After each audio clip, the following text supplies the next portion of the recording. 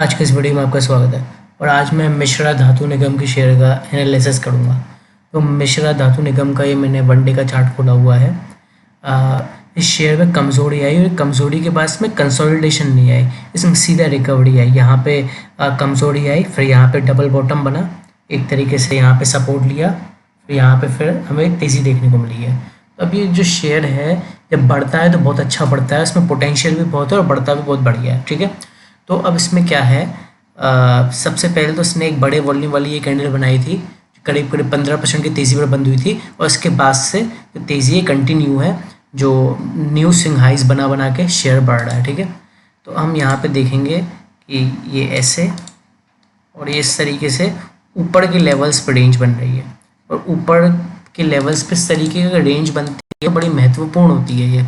ठीक है, महत्वपूर्ण इसलिए होती है क्योंकि शेयर ऑलरेडी जैसे तेज़ी में है, मोमेंटम पकड़ा हुआ है, शेयर ने तेज़ी में है, और अगर शेयर स्ट्रॉन्ग है, उसके सेंटीमेंट्स अच्छे हैं और इससे ऊपर की तरफ हाई वॉल्यूम वाले शेयर में बनती है, तो उसमें ट्रेंड कंटिन्यूशन को दर्शाती है, मतलब कि इसमें जो तेज़ी है कंटिन्यू रहेगी अगर रेंज टूटी तो। ठीक है, तो हमें बाय का करना है। देखिए, आपको अगर बाय करना है तो ये बाय करने का ठीक समय है।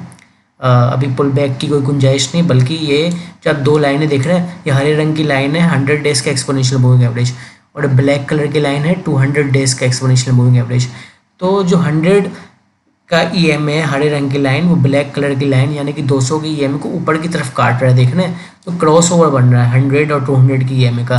तो क्रॉस ओवर अगर आगे बढ़ता है और भी ज़्यादा फैलता है तो हमें फर्दर शेयर में तेज़ी देखने को मिलेगी। ठीक है, तो अब क्या है, शेयर जो अपनी ये रेंज है इसके सपोर्ट से इसने ये बड़ी कैंडल बनाई है, एक बुलिश मारुबुजो कैंडल है, अच्छे वॉल्यूम वाली, 3.6 मिलियन के वॉल्यूम है इस कैंडल के, और इसका हाई है 446.55 का, क्लोजिंग है 443.30 की, और 7% की तेज़ी पर बंद हुआ है। अगर आपको बाय करना है ये, तो रेंज के टूटने के बाद बाय कर सकते हैं। तो ये रेंज का जो लेवल है 456 का है, तो आप 456 के ऊपर बाय करें। वैसे तो इस वाली कैंडल के हाई के ऊपर भी बाय कर सकते हैं, 447 के ऊपर भी बाय कर सकते हैं, लेकिन आप 456 के ऊपर बाय करें तो ज़्यादा बढ़िया है। ठीक है, तो इसके ऊपर अगर आप बाय करेंगे तो आपका अगला लेवल होगा तो करीब करीब पहले तो इस वाली कैंडल के हाई को पकड़ने की कोशिश करेगा। ठीक है, जो कि आसानी से इसको पार कर जाएगा।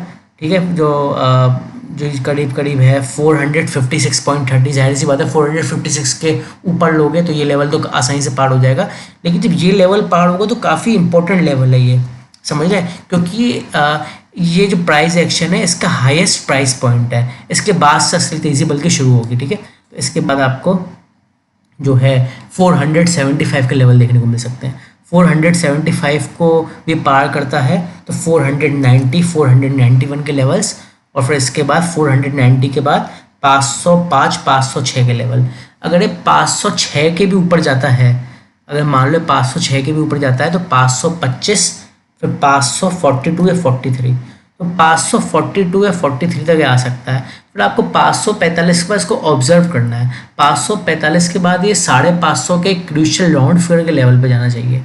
अगर 550 के लेवल पे भी जाता है तो ये 600 की तरफ बढ़ सकता है। लेकिन ये सारे जो लेवल्स हैं, सबसे पहले ब्रेकआउट होना चाहिए और अच्छे वॉल्यूम्स होना चाहिए, ब्रेकआउट होना चाहिए, फिर यहाँ तक आना चाहिए, फिर यहाँ तक आना चाहिए। इन सब लेवल्स के ऊपर सस्टेन करेगा तो 600 तक जा सकता है, और शॉर्ट टर्म में और लॉन्ग टर्म में और भी ज़्यादा जो है बढ़िया परफॉर्म करेगा। ठीक है, तो आप ध्यान रखें ज़रा इस शेयर को।